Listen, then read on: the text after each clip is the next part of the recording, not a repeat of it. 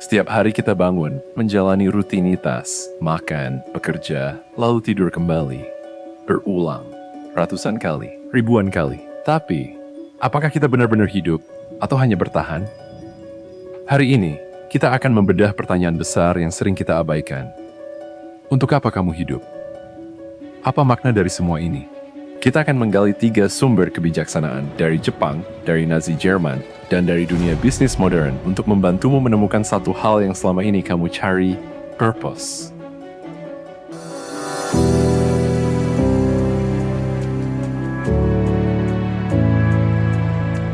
Simon Sinek dalam bukunya Start with Why mengatakan, orang tidak membeli apa yang kamu lakukan, mereka membeli mengapa kamu melakukannya. Kita sering terjebak pada pertanyaan apa yang harus kulakukan. Apa pekerjaanku? Apa karierku? Tapi jarang kita bertanya, kenapa aku melakukannya? Purpose bukan tentang hasil. Itu tentang arah, tentang alasan terdalam yang membuatmu bangkit saat gagal, yang membuatmu bertahan saat dunia menjatuhkanmu. Bahkan dalam bisnis pun, perusahaan yang sukses bukan yang sekadar punya produk hebat, tapi yang punya why yang kuat. Apple misalnya bukan cuma jualan teknologi. Mereka ingin menantang status quo. Kalau perusahaan saja bisa punya purpose yang jelas, apalagi manusia.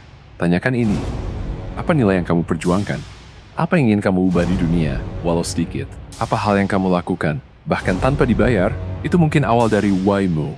Di Jepang, ada konsep kuno bernama Ikigai, artinya alasan untuk bangun di pagi hari. Ikigai terjadi di pertemuan antara 4 hal. 1. Apa yang kamu cintai? 2. Apa yang kamu kuasai? 3. Apa yang dibutuhkan dunia? 4. Apa yang bisa dibayar dunia untukmu? Bayangkan keempat lingkaran itu. Di tengahnya adalah purpose. Banyak dari kita terjebak hanya di satu sisi. Ada yang kerja demi uang, tapi kehilangan makna. Ada yang idealis, tapi tak bisa bertahan hidup. Ada yang punya bakat, tapi tak pernah tahu cara menggunakannya untuk kebaikan. Ikigai bukan sesuatu yang ditemukan tapi dibentuk. Dengan eksplorasi, refleksi, dan keberanian untuk gagal. Orang Jepang percaya, Ikigai bukan tentang pencapaian besar, tapi tentang kebahagiaan kecil yang terus berulang. Seperti menyeduh teh, menulis jurnal, atau menolong orang lain. Kehidupan yang bermakna. Bukan soal kemegahan, tapi soal kehadiran. Viktor Frankl, seorang psikiater Yahudi, dipenjara di kamp konsentrasi Nazi. Ia kehilangan keluarganya, kelaparan, dipukuli, dan nyaris mati.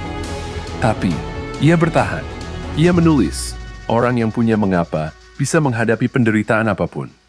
Ia menyaksikan sendiri, orang yang kehilangan makna hidup akan mati lebih cepat. Tapi orang yang percaya bahwa penderitaannya punya arti, justru menjadi lebih kuat.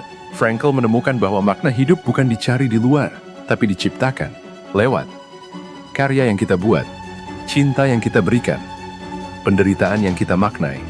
Jadi, jika hidupmu terasa berat, jangan tanya kenapa aku, tapi tanyakan untuk apa semua ini terjadi. Purpose bukan sesuatu yang kamu baca dari buku, tapi sesuatu yang kamu bentuk dengan jatuh, gagal, merenung, dan kembali bangkit. Kamu tidak harus langsung tahu jawaban besarnya. Cukup mulai dari satu langkah kecil. Lakukan sesuatu yang kamu pedulikan hadir penuh saat bekerja, belajar, atau mencintai, dan terus bertanya, apakah ini mengarah ke versi terbaikku? Kita semua sedang dalam perjalanan, dan dalam perjalanan itu, purpose bukan akhir. Ia adalah arah. Jika video ini menggugahmu, jangan lupa subscribe, karena kita tidak sedang bicara soal motivasi sesaat, tapi tentang membentuk hidup yang berarti. Versi terbaik dari dirimu sedang menunggumu, bukan di luar sana, tapi di dalam dirimu. Sampai jumpa di video berikutnya.